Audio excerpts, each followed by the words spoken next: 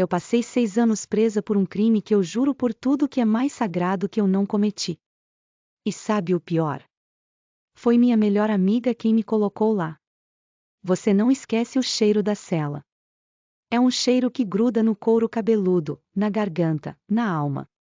Ferrugem, suor seco, e um gosto metálico de humilhação. Mesmo depois de sair, ele me acordava no meio da noite, como se eu nunca tivesse saído. Mas deixa eu voltar. Antes da cela. Antes da traição. Meu nome é Lorena, tenho 38 anos. E tudo o que eu mais queria era cantar. Minha voz era minha casa. O palco, meu altar. E ela? Patrícia. Minha melhor amiga. Minha irmã de alma. A gente começou do zero, bares, casamentos, festivais. Onde chamassem, a gente ia. Quando a coisa começou a acontecer, foi rápido. E intenso. Mas ninguém te prepara pro sucesso. Nem pro veneno que vem com ele. Por um tempo, tudo parecia perfeito. A gente sorria de verdade. Fazia planos juntas. Até que apareceu Marcelo. Produtor. Bonito. Seguro. Daqueles que mudam o ar da sala. Quando me olhou pela primeira vez, senti algo que nem sabia explicar. E ele foi direto. Não escondeu que me queria. O problema? Patrícia também queria. E, diferente de mim, ela não sabia perder. Mas eu juro, nunca quis disputar. Primeiro, vieram os silêncios. Depois, os olhares atravessados. Até que um dia, no camarim, ela me disse: Você não sabe jogar, Lorena. E quem não sabe jogar, perde. Naquela hora, achei que era só ciúme. Coisa boba. Mas quando a gente quer acreditar numa mentira, a gente ignora os sinais. A noite em que tudo mudou começou com aplausos. Nosso maior show. Teatro lotado. Gente em pé. A gente cantando como se fosse a última vez. E talvez tenha sido mesmo. Depois teve festa. Eu não bebi. Nunca usei nada. Sempre fui a careta do grupo. Mas quando acordei, estava coberta de sangue. Faca na mão. E Marcelo, no chão. Morto. Gritei. Juro que gritei com a alma. Mas ninguém quis ouvir. A polícia chegou rápido. E com aquela cena, bastou um olhar. O que me destruiu não foi só ser presa. Foi o olhar dela. Patrícia apareceu horas depois. Maquiada, composta, como quem foi ao salão. Disse: Eu vi a Lorena sair com a faca.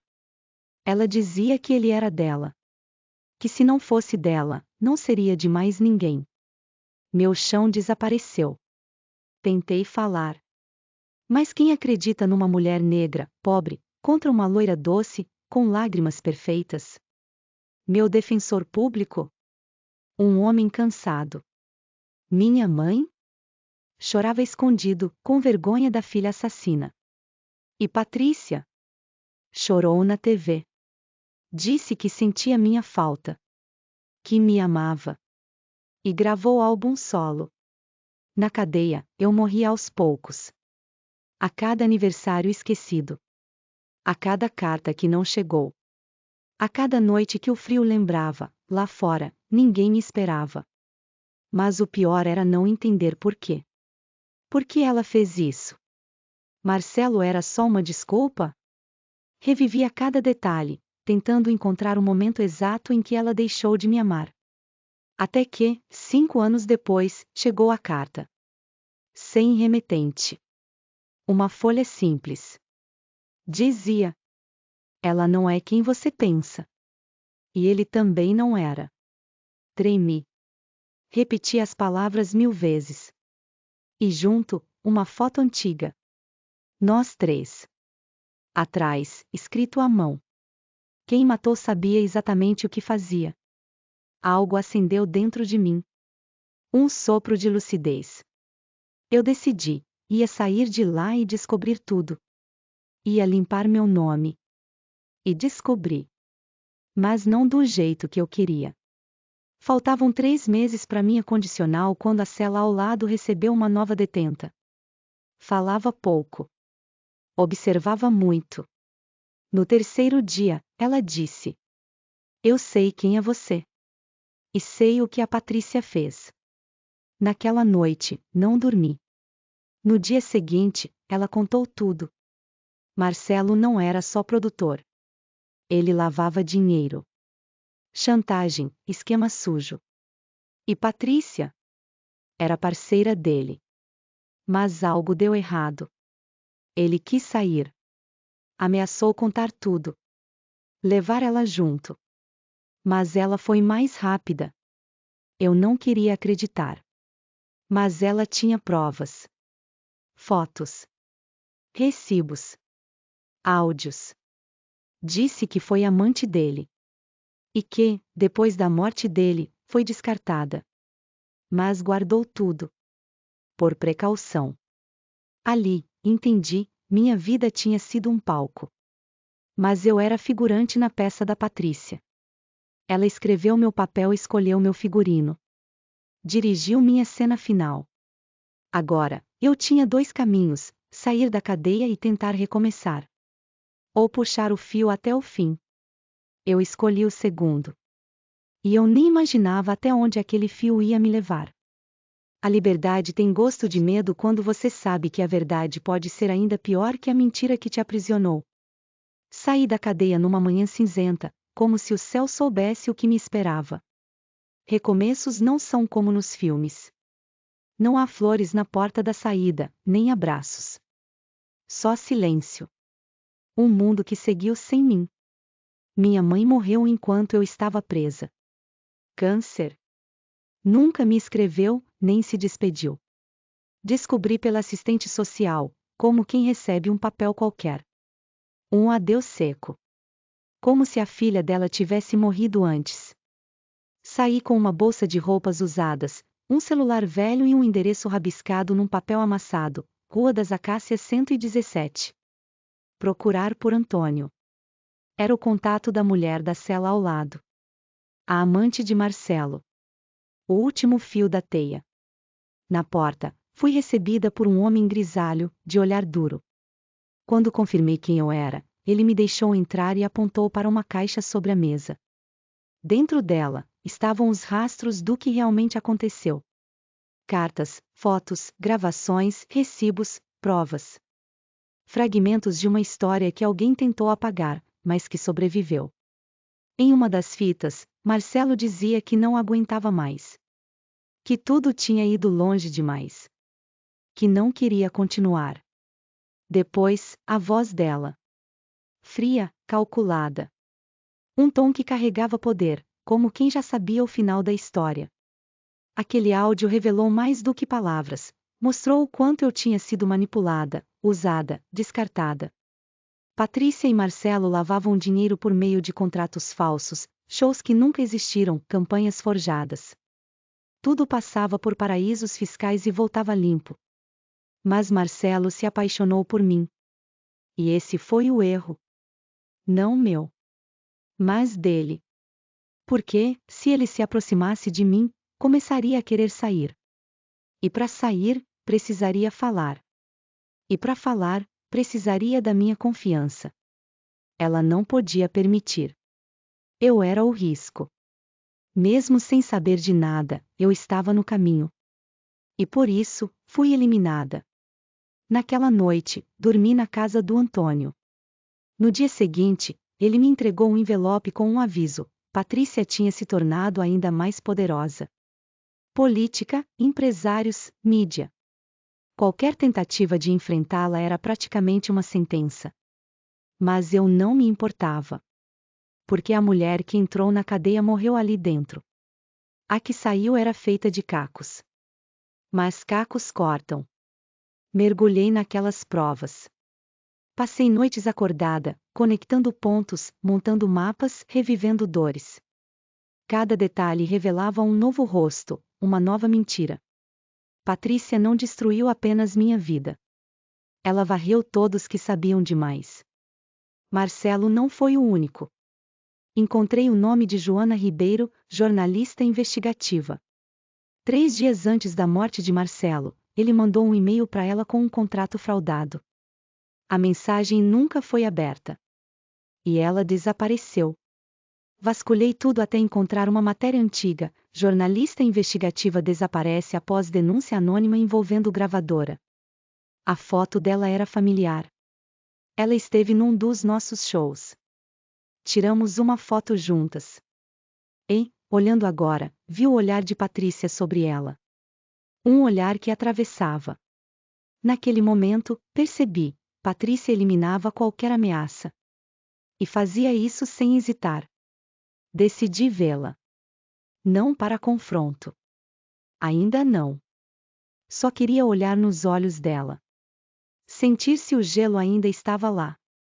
Me vesti como antes. Jaqueta preta do nosso primeiro show. Me maquiei. E fui ao clube onde ela cantaria. Ela chegou como uma estrela. SUV preta, seguranças, sorrisos. Quando passou por mim, me viu.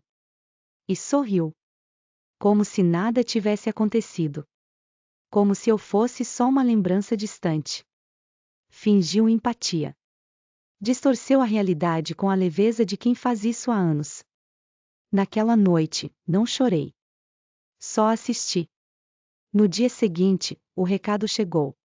A mulher da cela. A única testemunha que me ajudou. Morta. Overdose, disseram. Mas eu sabia. Aquilo era silenciamento. Patrícia sabia que eu estava solta. Que eu tinha visto demais. E respondeu do único jeito que ela conhece, eliminando. Mas o que ela não esperava era que eu não tinha mais medo. Eu já não tinha mais nada. E quando uma mulher que perdeu tudo resolve reagir, não há sistema, poder ou mentira que a segure. Minha próxima pista era a irmã de Marcelo. Após a morte dele, ela sumiu. Cortou todos os laços. Mas talvez, só talvez, soubesse o que ele temia. Talvez soubesse o que ele estava prestes a fazer. Eu precisava encontrá-la. Porque agora eu entendia, mexer no passado não é apenas abrir feridas. É chamar os fantasmas para a mesa. E eu já podia ouvir os talheres batendo. Ela sabia. O tempo todo. E se ela sabia, por que ficou em silêncio? Marta Sampaio. Irmã de Marcelo. Professora universitária, pesquisadora reconhecida, dona de uma mente brilhante e um coração enorme, pelo menos era assim que Marcelo falava dela. Depois da morte dele, ela sumiu. Pediu exoneração, vendeu tudo, mudou de estado. Ninguém soube para onde foi. Demorei uma semana para encontrá-la. Usei documentos da caixa do Antônio, rastreei registros antigos, conectei pontas soltas. Descobri um endereço em Minas Gerais. Um sítio isolado, numa cidade pequena demais até para o GPS. E fui até lá, mesmo sem saber o que esperar. Cheguei no meio da tarde. O portão era simples, de madeira gasta. Sem tranca eletrônica, sem aviso. Apenas bati palmas. E ela apareceu. Cabelos grisalhos antes do tempo. Um lenço cobrindo parte do rosto. Os olhos, os mesmos de Marcelo. Ela me reconheceu de imediato. Não demonstrou surpresa, nem medo. Caminhou até a varanda e me fez sinal para segui-la. A casa era rústica, silenciosa. Um cheiro forte de café pairava no ar. Sentamos em cadeiras de palha, lado a lado, diante do pôr do sol. Sem rodeios, ela me contou que Marcelo a havia alertado. Que estava sendo ameaçado, que gravava conversas, que guardava cópias criptografadas com ela. Após a morte dele, ela recebeu uma ameaça direta. Sumiu por medo. Não foi coragem, disse ela. Foi instinto de sobrevivência. Entregou-me um pendrive. Disse que ali estava tudo. Inclusive o verdadeiro motivo do assassinato. Não era só ciúmes. Era poder. dinheiro, corrupção. Passei a noite ali. Mas não consegui dormir. Quando todos dormiam, liguei o notebook e abri o conteúdo. Pastas por data, registros, vídeos, documentos. As peças se encaixavam como um quebra-cabeça sombrio. Entre os arquivos, um vídeo. Câmera oculta. Imagem desfocada, mas rostos reconhecíveis. Patrícia. Marcelo. Um deputado federal. E o dono da gravadora. Estavam num quarto de hotel. Marcelo questionava números, levantava suspeitas. Dizia que não consentia com a lavagem. Estava nervoso. Patrícia mantinha o tom controlado. O deputado falava com frieza, ou ele continuava no esquema, ou desaparecia, literalmente. Ali estava a prova. O assassinato não foi por paixão. Marcelo ameaçava expor um esquema bilionário. Patrícia era a peça do jogo, não jogadora principal. Era a distração perfeita. O sistema, por trás, era muito maior. Fechei o notebook com um aperto no peito. Aquilo deixava tudo mais perigoso. Não era mais apenas sobre minha inocência. Era sobre enfrentar um monstro com muitas cabeças. Na manhã seguinte, Marta me olhou com olhos marejados. Queria saber se eu ia seguir. Sabia que cruzar aquela linha era se colocar em risco real, confirmei com um aceno. Não havia mais volta. Voltei para Brasília com o pendrive escondido na roupa. Coração acelerado. Enviei cópias para 3 jornalistas independentes. Um deles respondeu. Pediu um encontro presencial. Disse que as redes estavam comprometidas. Marquei com ele num café discreto, levei o Antônio comigo como precaução. O jornalista era jovem, inquieto. Tremia enquanto falava. Disse que eu tinha desencavado um esquema que envolvia figuras intocáveis, com conexões em todas as esferas. Não terminou a frase. O celular dele tocou. Atendeu. Ficou pálido. Desligou. Disse apenas que eu tinha sido rastreada. Que Patrícia já sabia. Saímos às pressas. Do outro lado da rua, um carro preto. Vidros escuros. O mesmo que me seguiu dias antes. O mesmo que apareceu perto do sítio. Eles estavam nos vigiando. Sempre estiveram. A fuga foi silenciosa, mas desesperada. Eu sabia, não era mais sobre provas. Era guerra.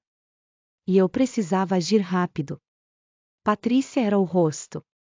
Mas havia mais por trás. E eu precisava de aliados.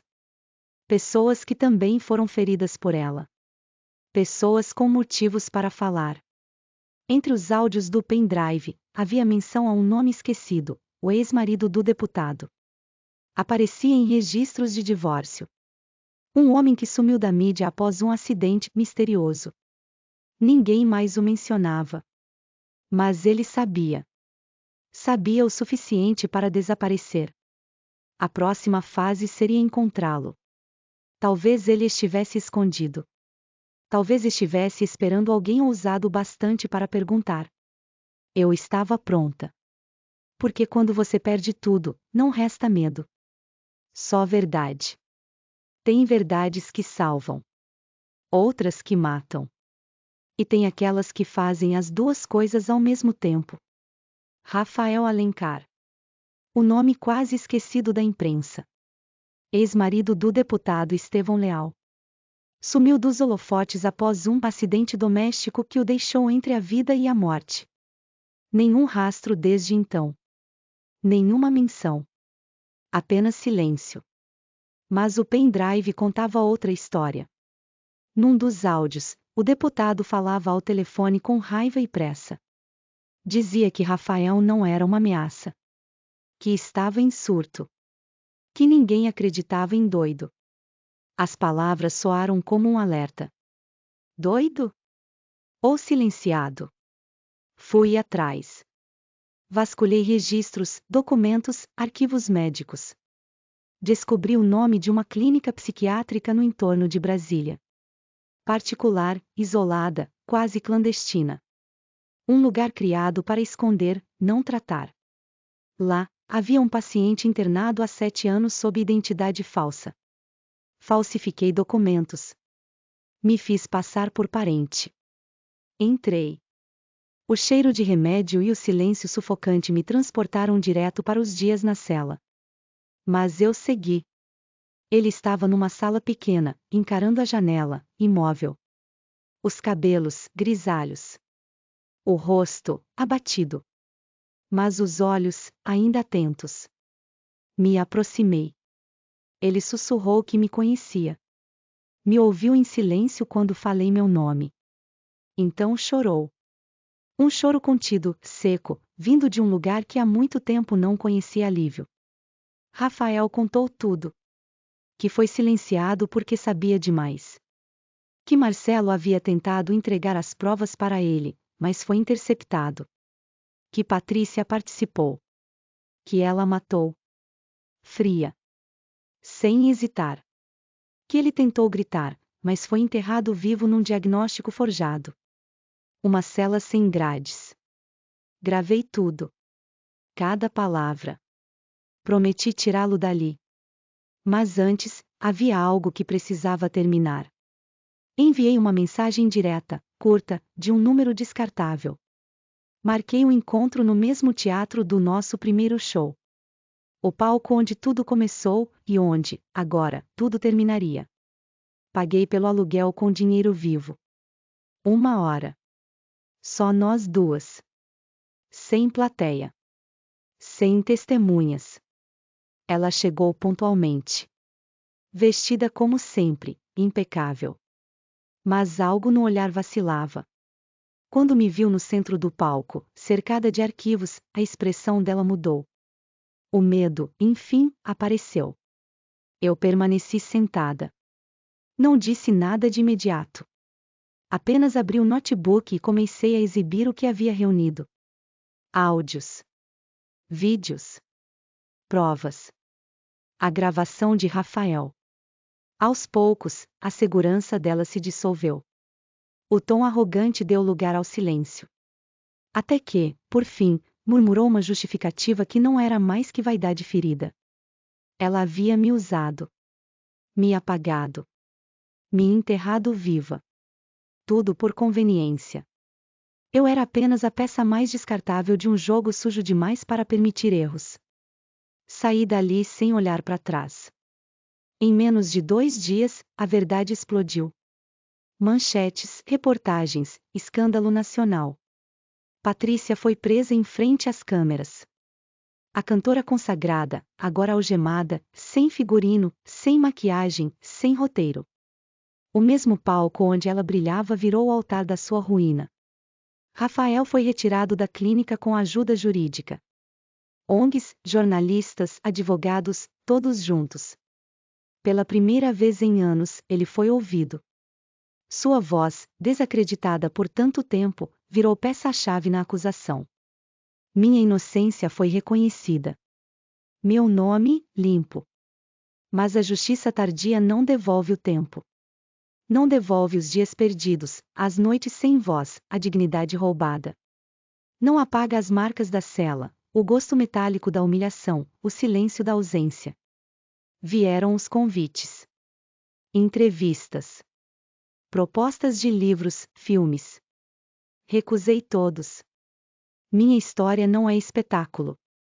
É sobrevivência. Hoje, moro num lugar pequeno, longe do centro. Cuido de um jardim. Falo pouco. Canto baixinho. Sem plateia. Sem microfones. Apenas minha voz, finalmente livre. Às vezes, ainda ouço o riso dela. Ecoando, como antes. Mas agora não me fere. Não me cala. Porque eu não sou mais a mulher destruída. Sou a mulher que ficou de pé. E isso, é mais do que ela jamais vai ser.